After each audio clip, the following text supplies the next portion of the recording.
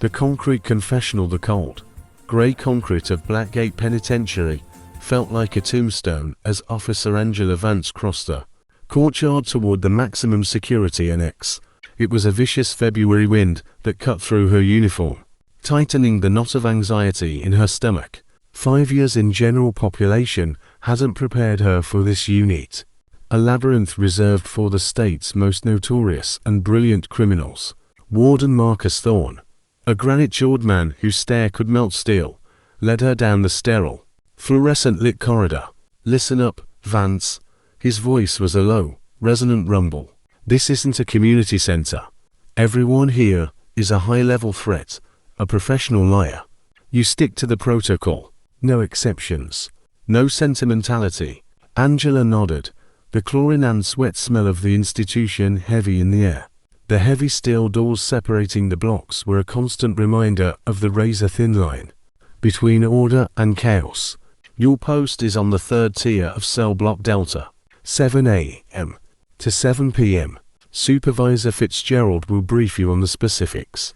Thorne slapped a handful of keys and an electronic fob into her palm, the metal cold against her skin. The 3rd tier was eerily quiet, a privilege for inmates who earned a degree of isolation. Walking the silent row of solitary cells, Angela's attention snagged on cell 312. A low, melodic sound was emanating from inside. Someone was humming Debussy's Clair de Lune. She peered through the narrow observation slit. A tall, impeccably groomed man was sitting on his cot, a thick volume resting in his lap. He looked up, and Angela felt an immediate, jarring shift in the atmosphere. His eyes, a stunning, almost translucent blue, were calm, intelligent, and seemed to strip away her uniform, her rank, everything but her bare nerves. "Good morning, officer," he said, his voice a smooth, cultured baritone with a trace of something European she couldn't place. "Welcome to our little university. I trust your orientation was thorough." She straightened, forcing a professional flatness into her voice. "Inmate identification, 24,785, Nicholas Carver," he replied, giving a slight, courtly inclination of his head. His cell was a study in defiance of prison life. A perfectly made bed, a small, neat stack of philosophy and literature books. He retained a strange, unsettling dignity. The Library of Lies Block Delta was a routine of boredom and vigilance. Nicholas Carver was an anomaly. While others paced or shouted, he read, drew, or simply stared out the narrow, barred window. His file, which Angela devoured during a quiet night shift, told a dizzying story. Yale economics, a meteoric career on Wall Street, then a catastrophic fall after the 2008 crash. The final charge, armed bank robbery and the murder of a security guard, a man shot in the chest. Instant death. "Here's an interesting case, isn't he, Dr. Jenna Brooks," the prison psychologist noted one morning, stirring her coffee in the break room. "Lost everything, snapped. The brilliant mind is still there, Vance. Don't mistake calm for contrition. The worst monsters often wear the best suits." Angela merely shrugged, but the conversation intensified her focus on Carver. 2 days a week, the inmates were permitted an hour in the small, semi-basement library. Angela volunteered for the duty. It was a reprieve from the corridors, and soon, it became her addiction. "This is a stunning copy of Faulkner," Carver said one afternoon, his long fingers tracing the title. "You know, I once met his granddaughter at a book signing in New Orleans. We talked 4 hours about the Southern Gothic tradition. He was a master storyteller, weaving tapestries of the world outside Persian cafes, Tuscan villas, New York galleries. He spoke of his crime only once, a casual, devastating admission. I didn't mean to kill him. The guard went for his gun, and I just reacted. Fired on impulse.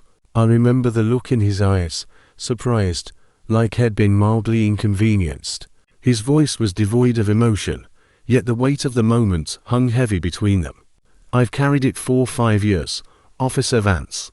It's a constant weight. I've ruined a dozen lives for a handful of cash. Angela should have reported the discussion. She should have maintained distance.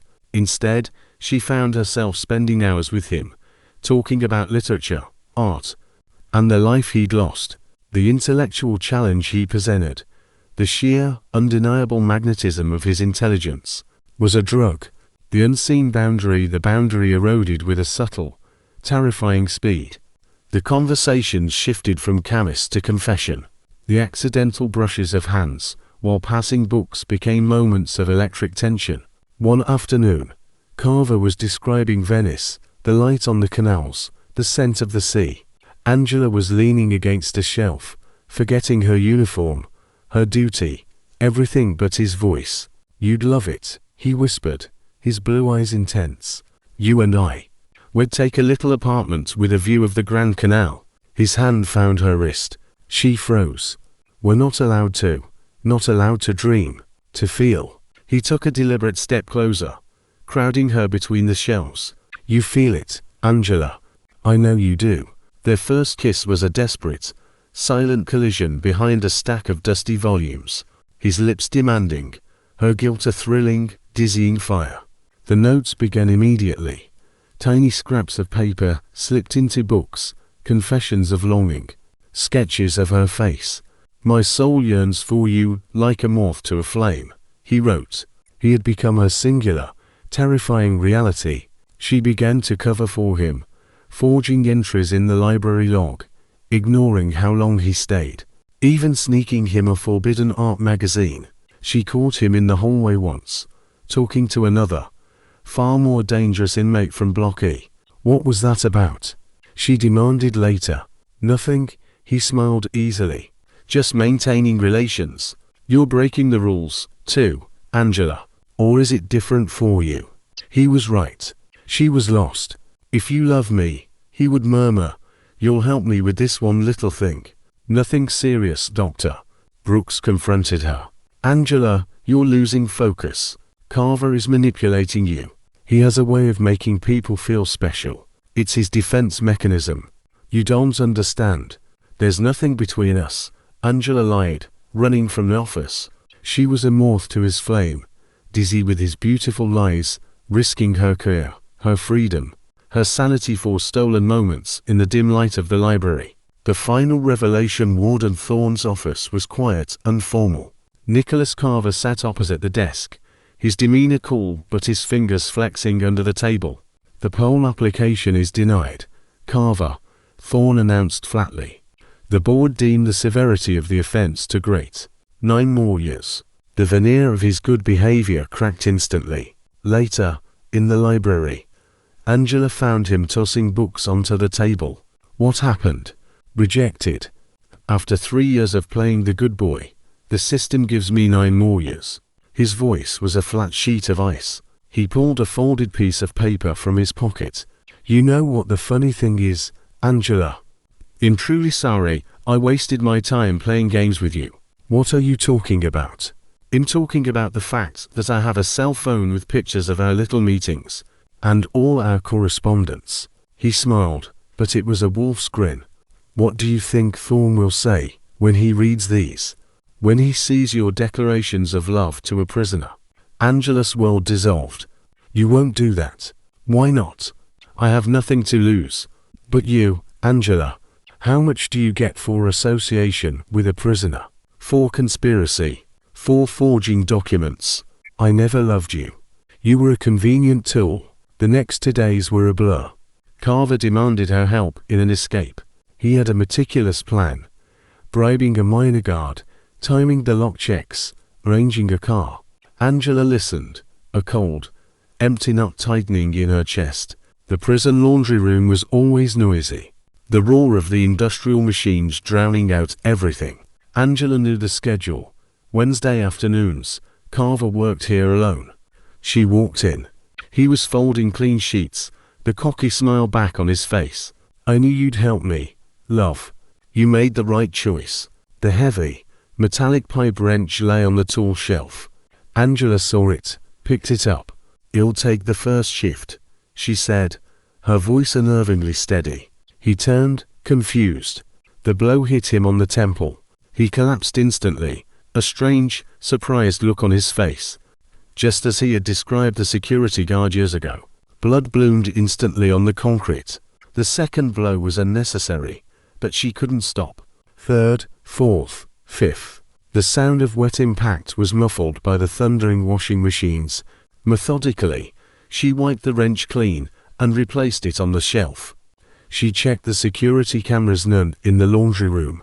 She went to the cell block logs and, with a shaking but steady hand, falsified the laundry roster, putting the name of Ray Harris, the unit's most aggressive inmate who clashed with Carver, 2 days prior in the slot for the deceased. When the body was discovered an hour later, the sirens wailed and chaos erupted. Angela stood with the other guards in the cordon, watching the medical team zip the black bag over Carver. There wasn't a speck of blood on her uniform. God, how awful, she murmured to Dr. Brooks, who was standing nearby. He was such a quiet prisoner. Dr. Brooks looked at her, a long, piercing stare, then quietly turned away. That night, Angela burned all of Carver's notes, the beautiful, terrible lies turning to ash. My soul yearns for you in this realm of shadows. A bitter, desolate laugh escaped her. The next day, Detective Farmer of the State Police was on site.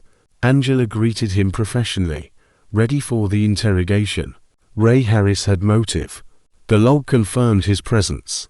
The cameras had mysteriously failed 2 days ago. The perfect crime. She hadn't just removed the evidence, she had created the narrative. Angela Vance had eliminated her captor, the threat to her life, her career, and her sanity. She was free. She was also a killer. Outside the window of the maximum security unit, the grey walls of Blackgate Penitentiary loomed. The line between those who guarded and those who were guarded had long since ceased to exist.